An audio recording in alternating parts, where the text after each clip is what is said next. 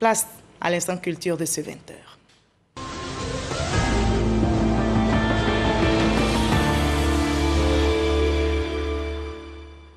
Le président du CESEC, Dr Aka Awele, a dédicacé son ouvrage « L'entrepreneuriat en Côte d'Ivoire, la dernière guerre contre la pauvreté et le chômage » au siège de la CGC au Plateau. Il a invité tous les Ivoiriens à entreprendre. Le ministre de l'Enseignement supérieur et de la Recherche scientifique, Adama Diawara, patron de cette cérémonie, souhaite une implication forte du secteur privé dans la lutte contre la pauvreté et le chômage dans notre pays. En pays, à Diokrou, la prise et l'exercice du pouvoir restent le mode générationnel. Et à Vieux-Badien, département de Dabou, la génération Bodjo préside aux destinées du village pendant 8 ans. Les patriarches appelés aussi Ebebou ont été investis et cela s'est matérialisé par la remise des attributs. Franck Quadio. Vieux-Badien, département de Dabou, les Nigmessi au pouvoir, après 8 années de règne, cèdent leur siège à leur cadet de la génération Bodjol, appelés aussi les Obodjrou. En pays Lodjoukrou, la gestion du pouvoir traditionnel se fait de manière cyclique et ces Ebebou, tous septuagénaires, auront la lourde tâche de conduire le village sur la voie du développement, de la cohésion et de la paix.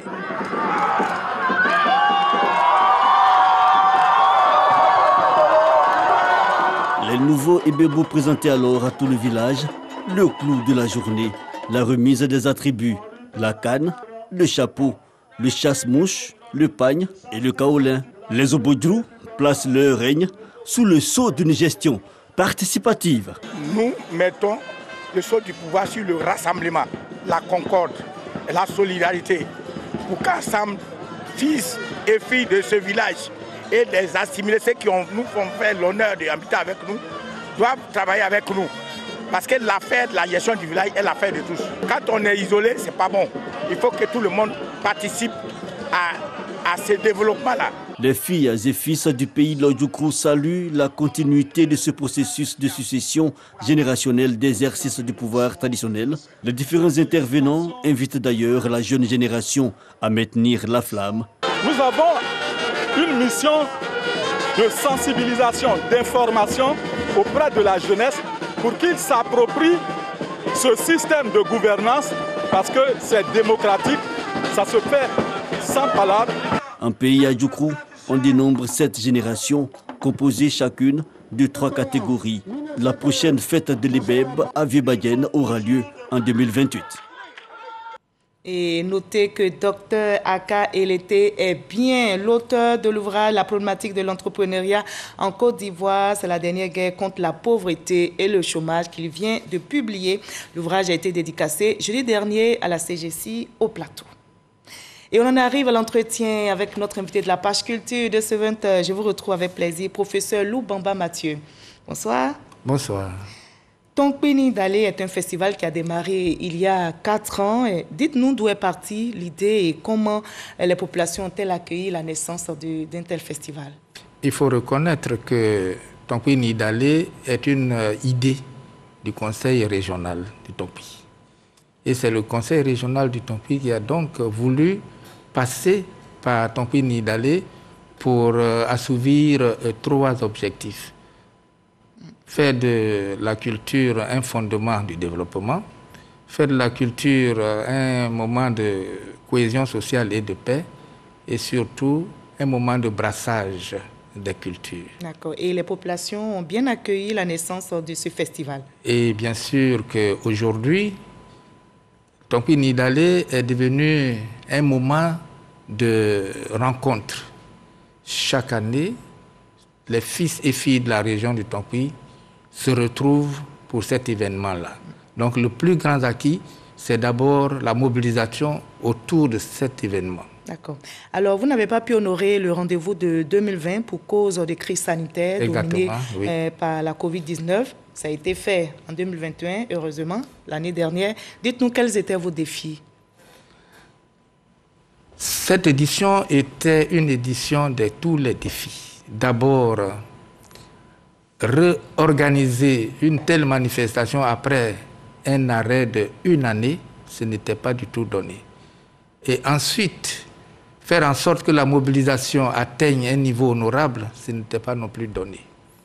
Alors, ce qui a caractérisé cette édition, c'est que nous avons innové en faisant des lancements éclatés. Dans les régions? Non, pas dans les régions, puisque dans les départements. Dans les départements, nous n'avons qu'une seule région, dont la capitale est Mans. Et d'ordinaire, c'est à Mans que ça se déroule.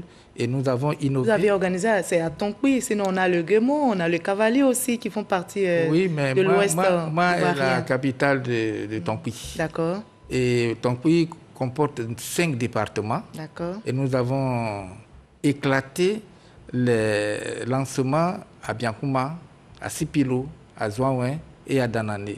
Ceci nous a permis de rapprocher Tonkpi Nidalé de sa base et des populations. Ça a permis au département de s'approprier l'événement. Et c'est l'un de nos grands acquis.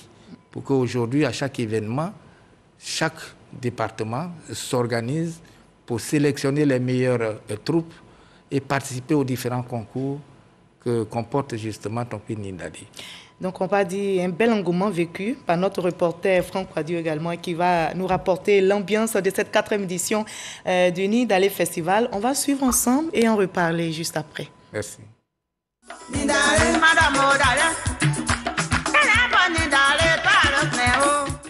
Le Festival des Arts et de la Culture, le Tonkpi Nidalé, est de retour après une pause en 2020. Covid-19 oblige.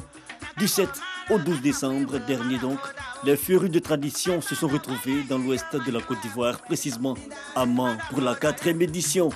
L'ouest de la Côte d'Ivoire, car ce festival est avant tout promoteur de vestiges, de valeurs et d'atouts touristico-culturels de cette partie de la Côte d'Ivoire.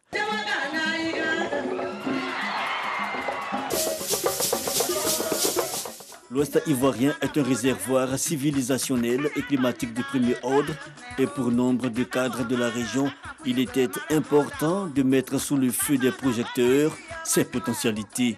Un public cosmopolite réuni autour des thématiques de la culture et de l'hospitalité, la gastronomie, des danses et autres chants valorisant le patrimoine. En somme, un programme danse et en point d'orgue, le pays Agni et l'Afrique du Sud comme invités d'honneur et de plus, un contenu enrichi d'un forum économique. Voilà, le peuple Agni était l'invité spécial à cette édition 2021 du Nidalé qui a pour thème central l'hospitalité, on l'a entendu à l'eau. Expliquez-nous les raisons du choix de l'invité et comment les Yakuba et les Toura ont-ils démontré leur hospitalité à leurs hôtes. Merci. L'un de nos objectifs en réalisant Tonkpi Nidalé, c'est de réussir le brassage des cultures. Notre pays est constitué d'une multitude de cultures qui constituent sa grande richesse. Mais comment faire de cette multitude de peuples une véritable source de richesse? Alors nous, au niveau du Tonkpi Nidalé, nous pensons qu'en invitant chaque année un peuple, cette année c'était bien les Agni, mais nous avions déjà à la première édition invité le peuple Acha, ensuite le peuple Baoulé et ensuite le peuple Atié. Et cette année, c'était le peuple Agni. Pourquoi pas les alliés? Les alliés sont considérés comme organisateurs. Ils sont là tous les ans. Ils sont à vos côtés, vous êtes sûrs? Ils sont là tous les ans. Les gourous étaient là? Les gourous étaient là. Les Senoufo étaient là? Les Senoufo, les Speuls, ils sont là. Et ils ont accepté de travailler à vos côtés, vous les Yakuba? Eh bien, pourquoi pas? D'accord, on va continuer. C'est un honneur pour eux d'être avec nous. Et c'est un honneur pour vous aussi d'être à mes côtés ce soir. Exactement. En tant que Yakuba auprès d'une princesse gourou. Exactement. On va continuer. On va se voir en off. D'accord. Alors, les Agni, vous disiez, étaient donc les invités spéciaux. Et comment est-ce que vous avez démontré votre hospitalité à ce peuple Agni? Cette rencontre a été haute en couleur et en finesse. Ils sont venus à la tête de 5 royaumes. 5 royaumes, dont 2 rois. Et comme une seule culture, nous avons eu à les accueillir par nos chefs et le rituel d'accueil a constitué un haut moment d'échange culturel.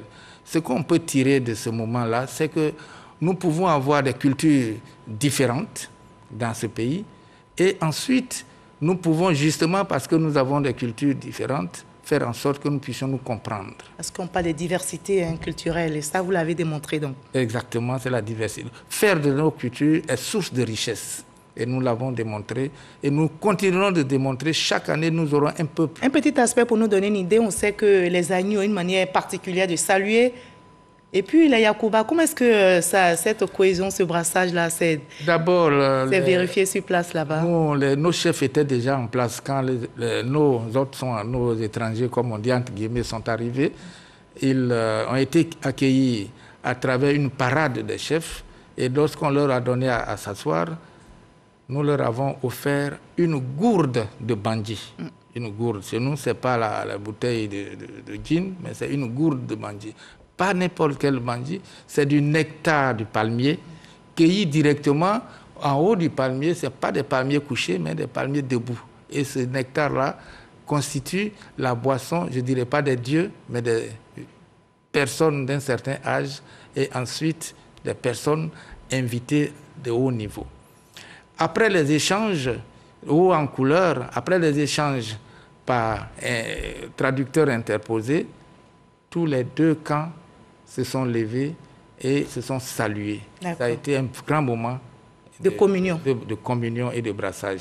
L'autre aspect qu'on peut aussi souligner, pour souligner toujours l'hospitalité, c'est que nous logeons la plupart de nos invités auprès des populations dans les villages, de sorte à s'imprégner des réalités qui se passent dans les villages. Et c'est ce que nous voulons faire. Après cette année, c'est d'autres peuples que nous inviterons. D'accord. Alors, au cours de ce festival, on voit que vous déroulez toute la richesse culturelle, gastronomique, touristique du peuple d'An. Alors, qu'est-ce que le visiteur, selon vous, devrait retenir après 4 à 5 jours de festivités?